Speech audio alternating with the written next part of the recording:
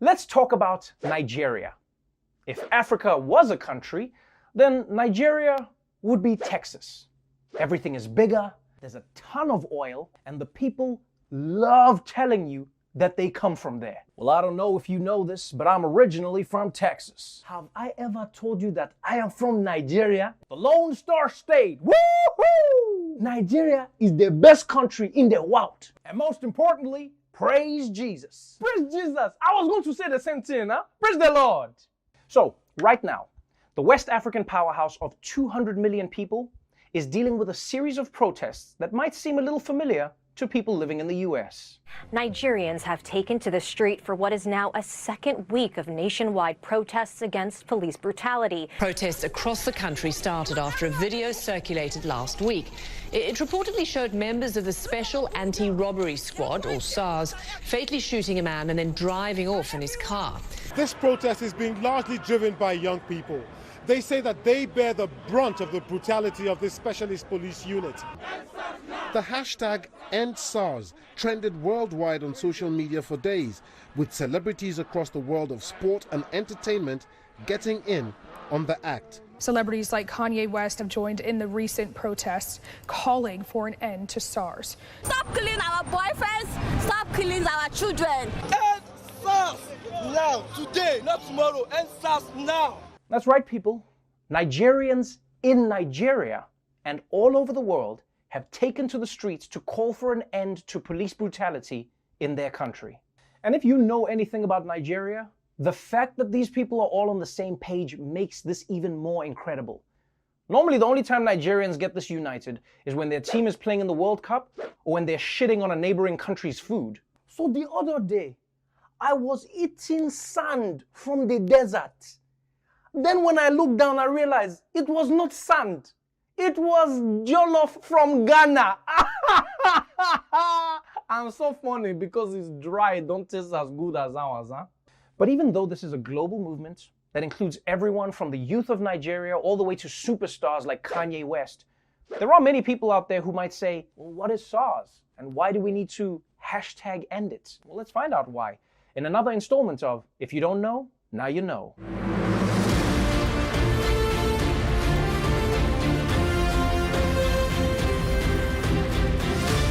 As Nigeria struggled with high crime rates in the 90s, the government decided that the best solution would be to create a special police unit who could do whatever they wanted to stop crime. But as you might expect, things didn't go as planned. It's a unit that was set up in the 90s. The initial purpose of it was to deal with armed robberies, cattle rustling, and other violent thefts. They were given a special remit, initially not needing to wear uniforms, acting as a sort of faceless security force.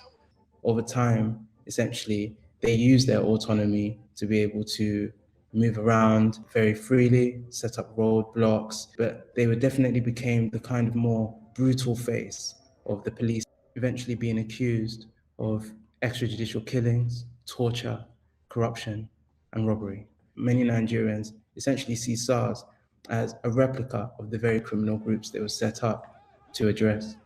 Okay, I'm not gonna lie, that's a plot twist I did not see coming.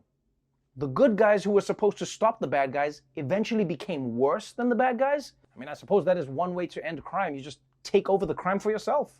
That would be like if you got a dog to protect your house, but then woke up in the middle of the night and the dog's got a gun pointed at your face like, shh, be a good boy and nobody gets hurt.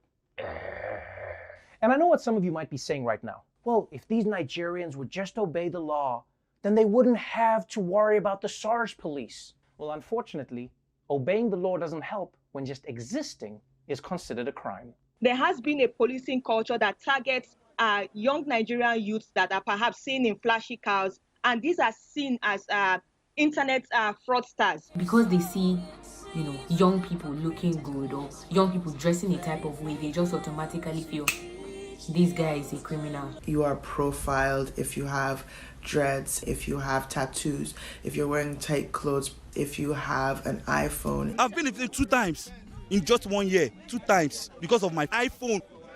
And that is the first question they ask you, where is your phone? I'm a woman. I come back at night, police will tell me that when they get money to buy my vehicle, they'll call me prostitute. We cannot do that. I work too hard for my money, man. How can you see somebody on the road and you pick them up and they are criminals just by looking at them? Maybe I look fresh, all of a sudden I'm stealing? Yes, SARS would arrest people for simply dressing well or having an iPhone. And to have the police arresting people for their clothing choices must be so confusing. Because on the one hand, it is horrible to be harassed by the police for how you look. On the other hand, it's also kind of a compliment. And if they don't arrest you, then you'll be like, wait, hold on, what's wrong with my outfit? You guys didn't pull me over. But the most surprising aspect of this for me is that people are getting profiled as criminals just for having an iPhone, which is insane. Criminals don't use iPhones, they use flip phones. Everybody knows this. If you need a phone that you might have to toss down a sewer while the cops are after you, you don't spring for 5G. But this just goes to show that this issue isn't unique in the US. Whether it's American police targeting Black Americans or Nigerian police targeting other Nigerians, police in many countries around the world know that they can abuse their power without ramifications because the people they harass don't have the power to respond. But after years of police brutality, Nigerians have responded. They've taken to the streets over the last few weeks to say that enough is enough. Unfortunately, the police response to these peaceful protests has been all too familiar.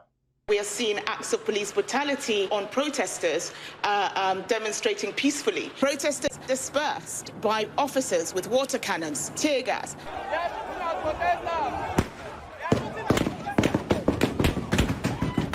Live ammunition was used to disperse protesters against police brutality. What is paramount to us is law and order. There must be law and order in whatever we are doing. You know, it's amazing how around the world, law and order seems to be code for, let's beat the shit out of these protesters. Because just like we've seen in the US, the police in Nigeria responded to protests about police brutality with more police brutality. And this is the kind of behavior that you only see with police. No other industry has this.